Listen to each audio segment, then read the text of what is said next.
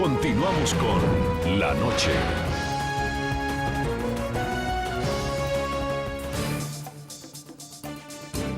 El gobierno del mandatario Juan Manuel Santos negocia en La Habana, Cuba, un acuerdo de paz con el grupo terrorista de las FARC desde hace cerca de 15 meses. Pese a la prudencia y al hermetismo que rodea las conversaciones, 5 reveladores datos han sido dados a conocer a la opinión pública gracias a distintas filtraciones. Desde antes del inicio de los diálogos en La Habana, declarados antiproceso de paz de Santos ya tenían en sus manos el borrador del cronograma del proceso. Hace cerca de año y medio, no tengo la fecha exacta, Alejandro Eder, alto comisionado para la reinserción, y Rodrigo Granda salieron por Venezuela y se reunieron en Cuba. Ayer el presidente Santos afirmó que sospecha que manos oscuras estarían detrás de la red ilegal de espionaje para sabotear el proceso de paz. ¿Quién está detrás de esto? Aunque aún no hay resultados claros en las investigaciones, información aparentemente privilegiada que comprometería la seguridad del Estado sí ha llegado a manos de los opositores del proceso, como por ejemplo las coordenadas de la ubicación de los guerrilleros que salieron hacia La Habana antes de los diálogos. Lanza, acaba de llegar esta orden del Comando General de las Fuerzas Militares para suspender operaciones en coordenadas. Corresponde a áreas generales del Guayabero, La Macarena, Vista Hermosa, Mesetas y La Uribe. Suspensión a partir del día domingo 7 de abril 19 horas hasta el martes 9 de abril 7 horas. Favor difundir tripulaciones. Fotografías de los negociadores de las FARC en un yate en La Habana también llegaron a poder de varios opositores de las negociaciones. La semana pasada el candidato uribista a la presidencia dijo que habría información de que Timochenko, máximo jefe de las FARC, estaría en La Habana.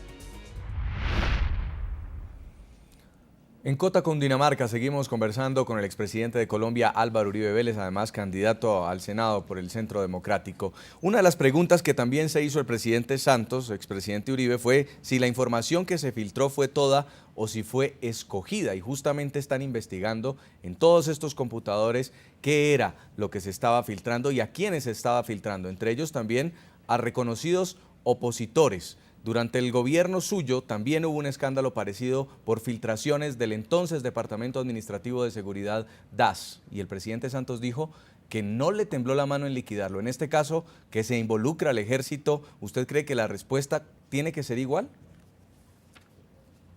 A ver, hombre, vamos por partes. Pero es que lo del presidente Santos ha sido contradictorio. Ayer hablaba de fuerzas oscuras, hoy dijo que el sitio es legal. Hoy dijo que apenas ordenaba la investigación, que le decía al inspector del ejército que le entregara los resultados en una semana. Entonces uno no entiende. Habla de fuerzas oscuras, pero apenas hoy ordena la investigación. Releva a los jefes de inteligencia, desmotiva a las Fuerzas Armadas para complacer al terrorismo, pero apenas hoy ordena la investigación. Uno queda desorientado. ¿Y puede caber la hipótesis de una cacería de brujas, como lo están escribiendo algunos televidentes en Twitter, para destituir o sacar de las fuerzas militares de pronto a uniformados que no están de acuerdo con su política de gobierno? El gobierno ha maltratado mucho a las fuerzas militares, simplemente para tapar errores del gobierno. Y ahora, por ejemplo, veamos ese tema del cronograma. El cronograma del proceso de paz, antes que lo revelara Francisco Santos en RCN, lo reveló Telesur, canal chavista. Chávez, el promotor de esos diálogos, Chávez, el difunto presidente Chávez, que era el gran tutor del terrorismo, convertido en el promotor de la paz por el presidente Santos en Colombia, la cadena Telesur fue la que reveló eso. Ya te dije lo de las fotos del barquito ese en La Habana, donde estos bandidos parecían unos petroleros árabes en vacaciones, mientras en Colombia seguían asesinando. Ayer, por ejemplo, ustedes los periodistas me sorprendían diciendo que la revista Semana, la revista del gobierno asociaba eso conmigo, cuando yo me disponía a presentar esta proposición. El gobierno Santos le subió el salario a los congresistas en 8 millones de pesos al mes para silenciarlos, pero le subió el salario mínimo a los colombianos en 26.000 pesos. Nuestra propuesta, Centro Democrático, sube el salario mínimo 10 puntos, baje los impuestos de las empresas, elimine el derroche del gobierno, Llevemos a los trabajadores y a las empresas progresando, mano a mano, en un país fraterno, solidario, no de odio de clases como Venezuela. Me disponía yo a presentar eso cuando me llegan sus colegas a decirme, mire, que la revista Semana lo compromete a usted con una acción de espionaje ilegal del ejército. Por Dios, señores, yo salí del gobierno hace 42 meses. Quiero a los soldados y policías de Colombia, los defiendo. Por eso digo que hoy los han fusilado sin que haya llegado la orden, porque cuando el presidente apenas pedía la investigación, ya relevó del cargo a unos oficiales de inteligencia. Pero jamás, desde presidente de la República, he tenido relación institucional con las Fuerzas Armadas. Mi única fuente de inteligencia es una ciudadanía de buena fe que sufre, que se siente desprotegida por el gobierno, que se siente maltratada porque el gobierno tapa los hechos de violencia del terrorismo y que muchas veces escriben a mi teléfono, que para muchos ciudadanos es un 123, o escriben a uno de mis correos, o me escriben por el chat, o me escriben por el Twitter, o me escriben por esa otra cosa que se llama el WhatsApp. Y vivo conectado todo el día y procuro escuchar a todos esos ciudadanos. Y cuando esos ciudadanos me hacen llegar estas informaciones, las revelo, porque a la opinión pública este gobierno la engaña, es un gobierno tramposo. Expresidente Uribe, cuando se desmantela el DAS, ¿en manos de quién terminan todos estos equipos que sirven para interceptar, por ejemplo, comunicaciones telefónicas o comunicaciones encriptadas? ¿Cómo se manejó esto?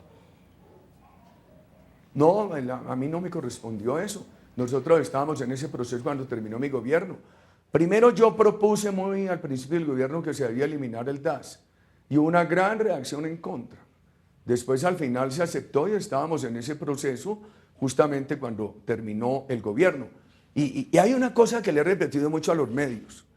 Mire, la revista del gobierno, la revista que dirige el sobrino del presidente, el doctor Santos, una vez publicó un audio, el texto de un audio que le llevaron a DAS. Era una interceptación a una conversación entre el magistrado de la Corte Auxiliar Iván Velázquez y un funcionario de la DEA de los Estados Unidos. Dijeron que esa interceptación la había promovido el gobierno. Yo me ofusqué, me puse con todas las pilas a decir, por favor, esto hay que descubrirlo, quién lo hizo. Hasta el son de hoy, hasta el son de hoy. Metieron a la cárcel a un pobre policía y a un pobre agente del CTI que dice que le dieron 5 millones. Los autores intelectuales siguen sin ser descubiertos. Esa revista del gobierno, en una oportunidad, publicó una carta donde falsificaban la firma de mi abogado Jaime Lombana y que le pedía al DAS en mi nombre interceptaciones. Y eso también lo conoció la W. Por Dios, ¿a dónde está el falsificador? El que llevó esa carta a la revista Semana. Y ahora la revista Semana dice que venía investigando esto durante 15 meses. Es la revista que dirige el sobrino del presidente. Viven sincronizados y el gobierno toma las cosas por sorpresa, como no lo sabía. Y la revista Semana saca por ahí un parrafito malintencionado, un parrafito donde trata de asociar esas investigaciones, donde trata de asociar acciones ilegales de inteligencia conmigo. Pues bien, aquí estamos, de cara al país, con honorabilidad, luchando contra lo que tenemos que luchar. Finalmente, el gobierno sabe que muchos colombianos no le aceptamos un proceso de paz que convierta a los reclutadores de niños en congresistas de la República. Para eso no necesitamos valernos de interceptaciones de la fuerza pública. Para lograr la paz, finalmente, y le pido una respuesta breve, ¿usted prefiere un proceso discreto, secreto, o lo prefiere frente de la opinión pública? Yo prefiero un proceso en el cual no se abandone la seguridad como la ha abandonado este gobierno. Un proceso en el cual como condición de diálogo se exija el cese de actividades criminales al terrorismo. Un proceso en el que pueda haber reducción de penas y a un joven engañado en la FARC que no cometió más delito que portar un uniforme o llevar un arma, si lo tienen que dejar elegir, que lo dejen elegir. No llevarlo a la cárcel, que no lo lleven, pero a cabecillas, a responsables de carros bombas, a responsables de delitos atroces, tienen que ir a la cárcel, así sea a sentencias reducidas. En procesos de paz, cuando no hay castigo, la sociedad no perdona. La justicia es un presupuesto necesario para que haya perdón. el dolor no se supera, el perdón es posible, el perdón sin justicia no se da. La paz sin justicia es una paz que se vuelve una paz de papel, una partera de nuevas violencias. Sí. Yo prefiero la paz con el programa educativo de Oscar Iván Zuluaga que simplemente difiriendo todos los problemas del país a un acuerdo con el grupo terrorista la FARC. Queremos agradecerle mucho desde Cota, Cundinamarca, Álvaro Uribe Vélez, expresidente de Colombia, candidato al Senado por el Centro Democrático, por habernos atendido aquí en el programa La Noche. Muy amable, expresidente. Muchas gracias. A todos nuestros televidentes los invito a que nos envíen sus comentarios a www.ntn24.com. Pueden seguirnos escribiendo en Twitter qué opinan, en @ntn24, @segurizatiNTN24, también @Jason Calderón. La noche seguirá encendiendo las luces para que usted vea el punto clave de la noticia. A todos que tengan muy buena noche.